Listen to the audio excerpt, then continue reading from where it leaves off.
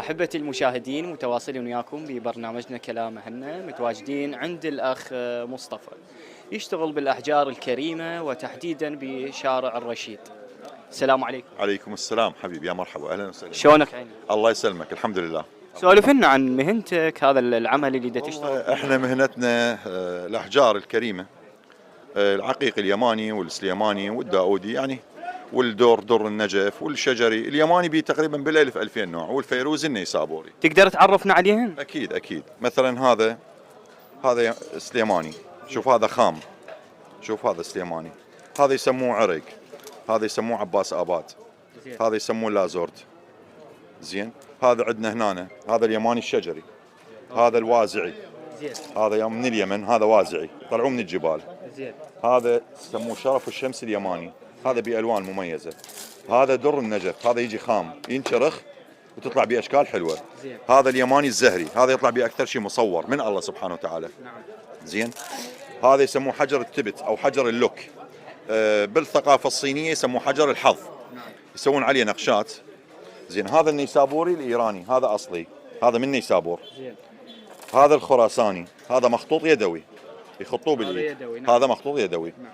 ان هاي بيوت نحاس يخطون بآيات كريمة. آيات كريمة. اي. هذا التايجر يسموه. زين.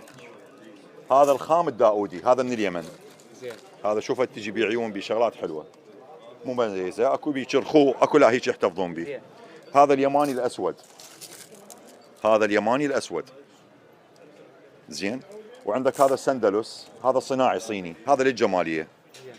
زين، يعني هسه هذا المتواجد كله طبيعي، هذا كله طبيعي، كله طبيعي، بس كله ذاك طبيعي. هذا صناعي. السندلوس صناعي. زين. هذا النحاس الناس ياخذوه لان يبي يقولون يقلل نسبة من الخدر ويسحب الالكترونات السالبه. يعني نشوف اكو ناس اسوار اكو فضه هم يعني. الفضه فوائدها تسحب السموم، بس زين. الفائده مالتها بالليل مو الصبح. يعني من يستقر الجسم يلبسه بالليل للصبح، هذا زين. الحجر له دور؟ له دور اكيد. والدليل، الدليل شوف، الاحجار شيء العلمي تفعل المواد الخامله بالجسم. زين. والدليل على ذلك بانه الانبياء كلهم كانوا يتختمون بالاحجار الكريمه، فاذا بها فائده. نعم.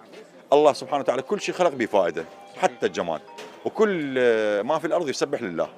اذا الاحجار بها طاقات ايجابيه، واكو احجار تتبع على ابراج. يعني العقيقي مثلا اليماني انا اعتبره بشكل عام يرهم للجميع، شلون الاوسالب الواهب العام يسموا الدم. اي، فالعقيق اليماني قول رسول الله يقول: امان من الفقر وينجيك من ميتة السوء وحجر نحبه ويحبنا. اذا هو حجر مبارك وكريم، فاكثر الناس تقتني الحجر اليماني. زين. وافضلهن اللون الابيض والاحمر والاصفر. ايش قد صار لك بهاي المهنه؟ انا ما صار لي هواي صراحه، انا